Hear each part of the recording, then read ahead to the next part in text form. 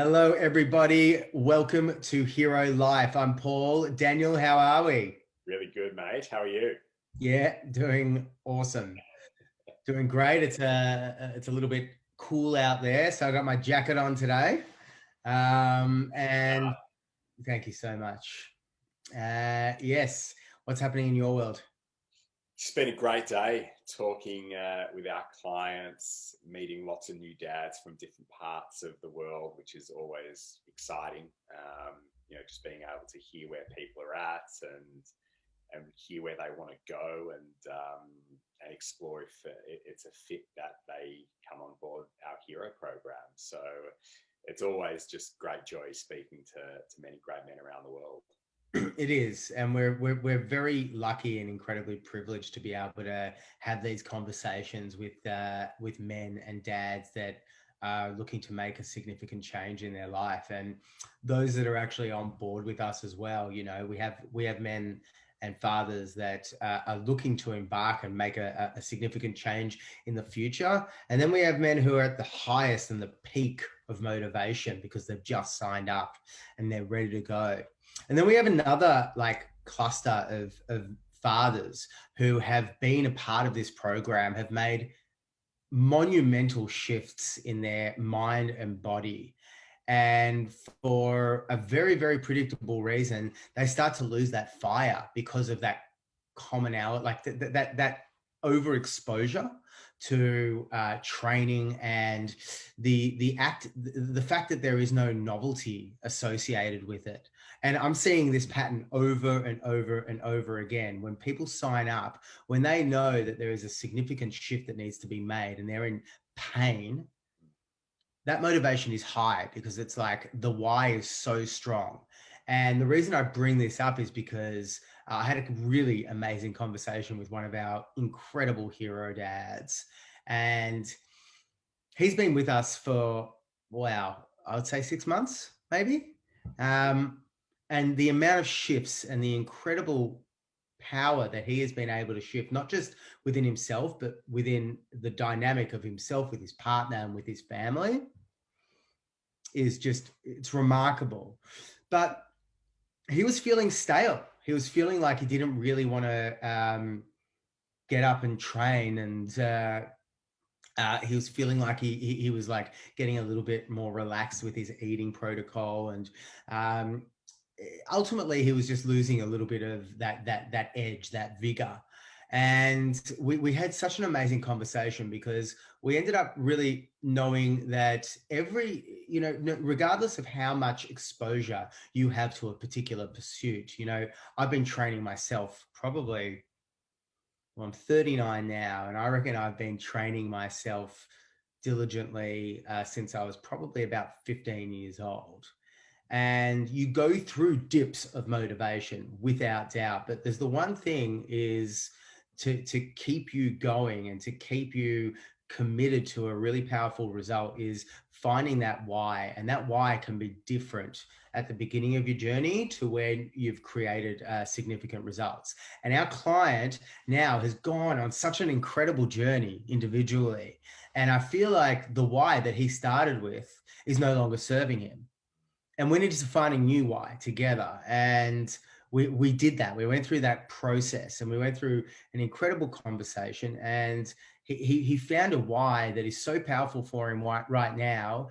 And his job was to wake up once he identified that why and look at himself in the mirror and remind himself of why he is committed to bettering himself in a physical and mental sense.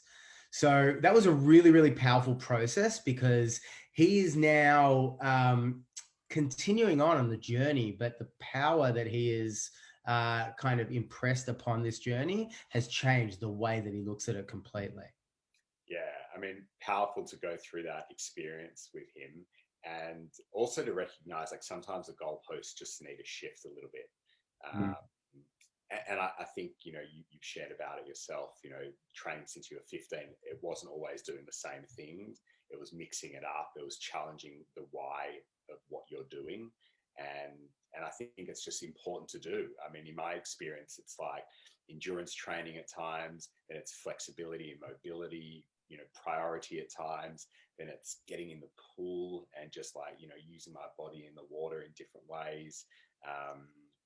Strength training. I mean, it's just like endless the ways, we're only ever as limited as, what our mind wants to do and how creative we want to get. And so I think the importance of working with a team and working within a community, it just shows us and inspires us the different ways that we can use our body and our energy and our minds and just upgrade in all ways. So it sounds really powerful that through that conversation that you both had with each other, that it was clear that you unpacked a new why and got clear on how to move forward now. And I think that's the preciousness of the program and the tribe and the community that we've built. It's everything, because a program is just a program without, you can have the most incredibly technical program that can yield the greatest results, but without participating in it, diligently, you're not going to get the results. And without finding that why, you're not going to participate in it diligently. So it's about reverse engineering and really understanding human psychology when it comes to being able to achieve results. And we've understood and found out that these dads, any human needs a powerful why to be able to commit to a task, because you know what, you're going to wake up some days and it's going to be cold outside like it is today, and it's going to be pissing down raining like it was yesterday, and you're not going to want to go for a 10K run. But this client has found this why, and he knows he's also got a new expression for him to be able to devote his why to. So he knows that he's going to go outside and he's going to go for those 10-kilometer runs, rain, hail, or shine, if your why is strong enough. And that's ultimately, I suppose, the message that we're trying to bring across today. Yeah, that's perfect. I'm glad that you brought up a 10-kilometer run, regardless of what the conditions are outside, because that is exactly what I'm going to do this afternoon. And the conditions don't look very favorable, but because on at the start of the week, I just, mapped out the week of training. It was like, I knew that Wednesday was going to be my day for a run.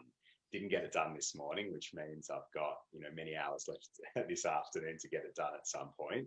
So I'm just looking for like the briefest kind of blue sky to just open up. So pretty out there. You're right. But you know what? Even if it doesn't happen, I'm still going. I've got, I guess you're only as limited as your how prepared you are, and that, so weather's not a problem. It's just how prepared you are for that. So gear is everything.